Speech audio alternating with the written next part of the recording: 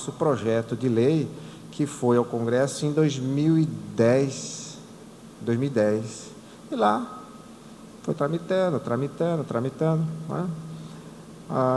Tem um antecedente bacana, que todo mundo faz menção a ele, que é a lei norte-americana.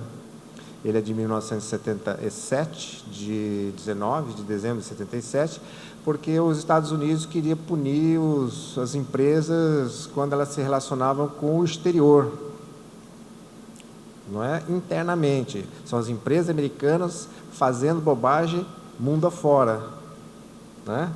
Então, baixaram um ato em 1977, essa é da nossa rainha, em 2010, suborno, tratando especificamente de suborno, né, das empresas em relação ao governo, e o nosso PL, então, que veio, né, em 2010, que se transformou agora na Lei 12.846.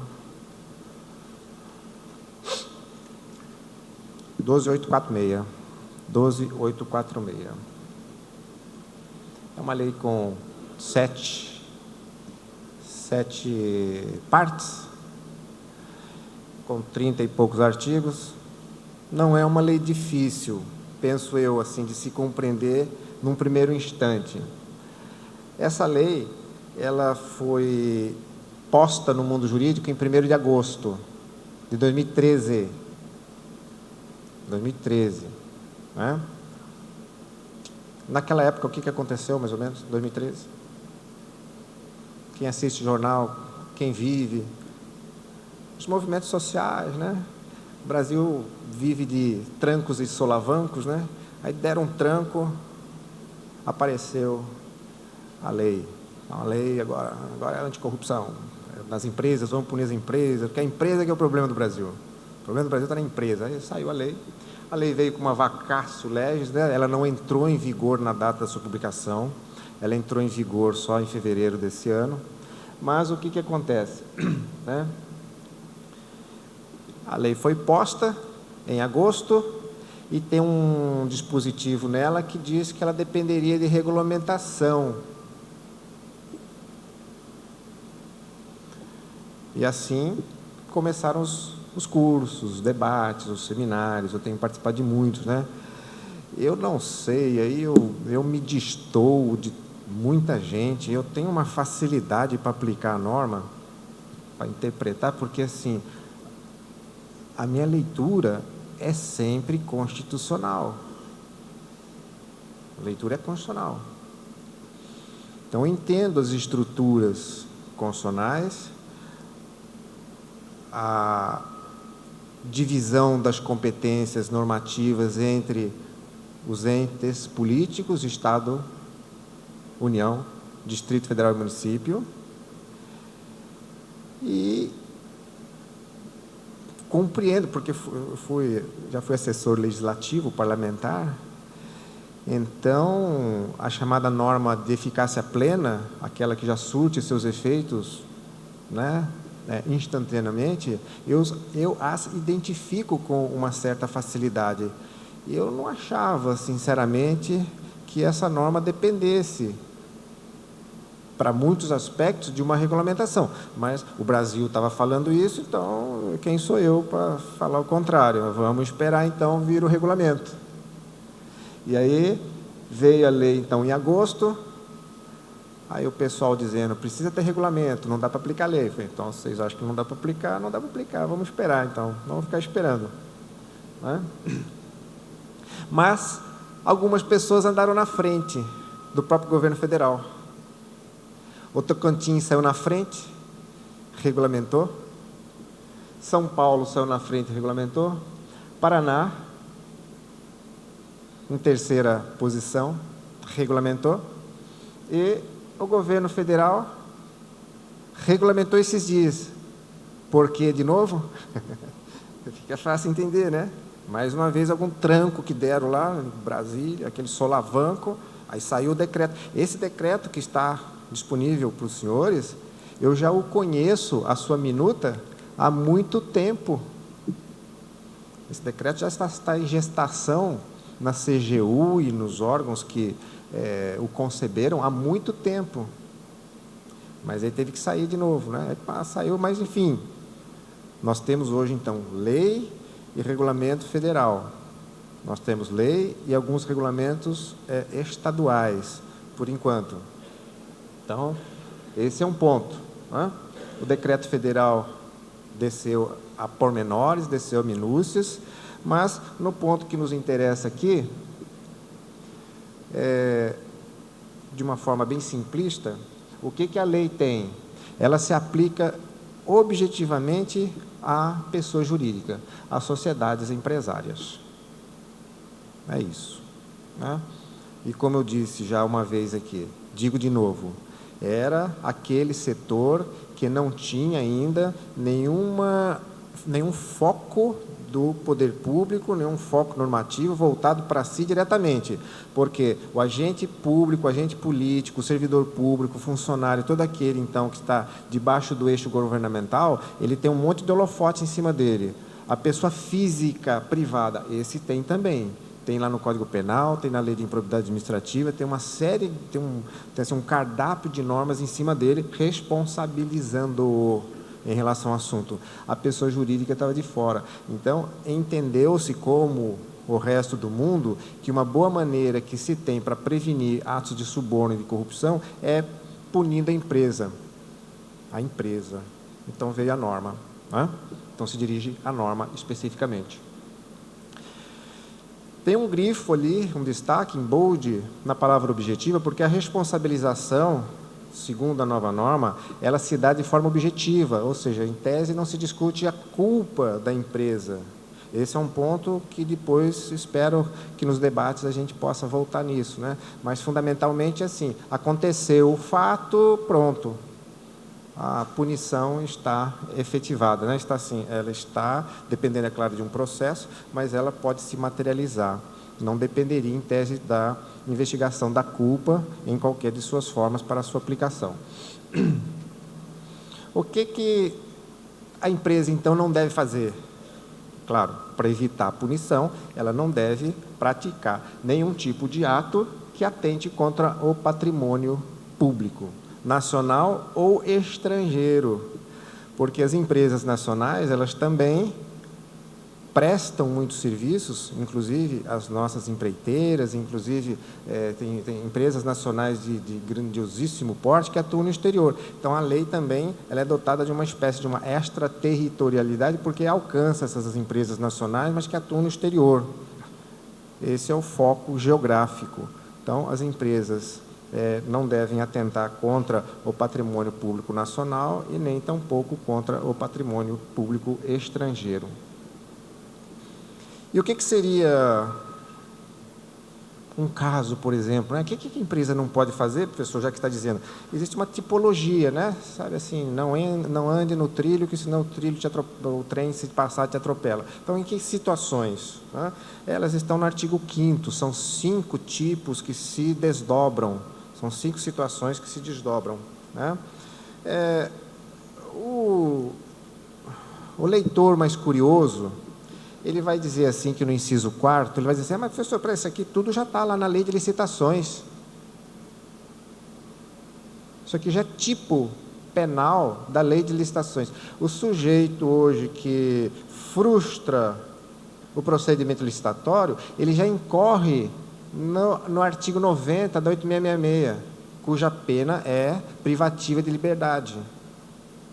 Sim, é o mesmo tipo, mas a sanção é diferente, ou seja, o fattispecie, como dizem os italianos, né? A teoria da tipicidade, ela usa os mesmos elementos, mas com sanção específica. O setor jurídico está se matando por causa disso aqui. Eu não vejo dificuldade nenhuma em entender que um só fato pode gerar responsabilizações distintas. Não vejo dificuldade nisso, mas tudo é questão para depois a gente discutir, né, no momento adequado. De qualquer forma, então, nós temos assim, a promessa de uma vantagem indevida configura um ilícito. Né? Prometer algo indevido configura um ilícito se perpetrado ou praticado contra o patrimônio público. Né? E aqui nós não vamos, nesse instante, então, decantar todos esses dispositivos, porque, como disse o slide, vamos passar pelas essencialidades. Né? Eu já havia referido isso. Qual que é a sanção, professor? Então, se a empresa, então, é uma pessoa jurídica, nacional, né, ou atuando aqui no Brasil ou no estrangeiro, ela deve se comportar de uma maneira tal, e se não se comportar, o que acontece? Qual é a sanção? Administrativamente, ela pode ser multada de 0,1% a 20% do seu faturamento bruto em relação ao exercício anterior, excluídos os tributos. A multa, então, pode ser altíssima. E tem outros critérios, tem umas variáveis aqui, evidentemente. Então, o nosso legislador entendeu que a forma que há de se reprimir a prática de atos corruptivos ou de suborno é exatamente mexendo no bolso do empresário. Essa foi a maneira. A segunda sanção, que pode acontecer ou não, dependendo da situação, é a publicação extraordinária dessa decisão em jornal de grande circulação.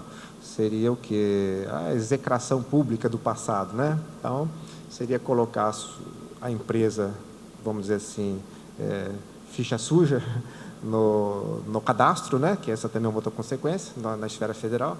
A empresa vai ser inscrita e vai ser levada a público o seu deslize. Né? Então, praticamente, duas sanções no âmbito administrativo. Veja, a lei não tem dificuldade em caminhar por ali e dizer que algumas outras sanções decorrerão, obviamente, da ação judicial. Claro, quem é que faz isso? Somente no judicial.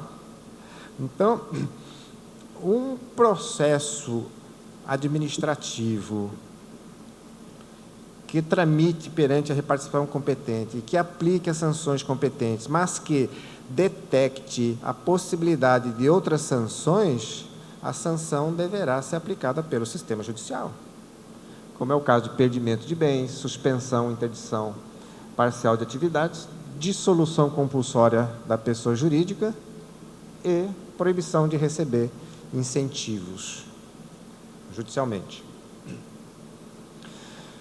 Outro ponto que a lei também destaca é a questão do processo em si.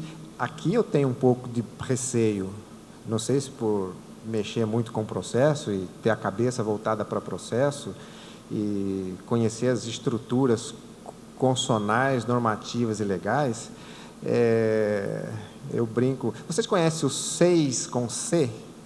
O Cadastro de Empresas Impedidas e Suspensas do Governo Federal?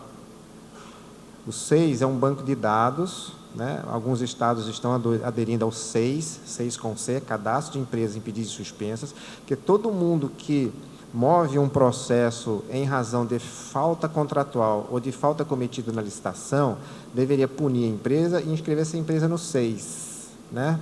Nesse cadastro. Hoje, não vou dizer hoje não, final do ano, foi a última consulta que eu fiz. A última consulta que eu fiz é quase 1000 empresas suspensas e impedidas. E como o processo fica lá dentro do portal, eu falei que o meu currículo é de curioso, né? É observador, parece que não tem o que fazer da vida. Eu vou lá, pego aleatoriamente alguns processos, eu quero ver como que a comissão administrativa conduziu o processo. Eu quero saber como foi garantida a ampla defesa, o contraditório e, sobretudo, coisas que os juízes sabem fazer muito bem, a dosimetria da pena, a dosagem da pena. A maior parte dos processos é nula sobre esse aspecto. Se for o judiciário revoga tudo, tenho certeza, porque muitas vezes diz assim, a lei de licitações diz assim, cometeu uma falta, sanção X. Bom, cometeu uma falta, suspensão de até 5 anos. Até 5 anos. O que é o até 5 anos? É a pena máxima.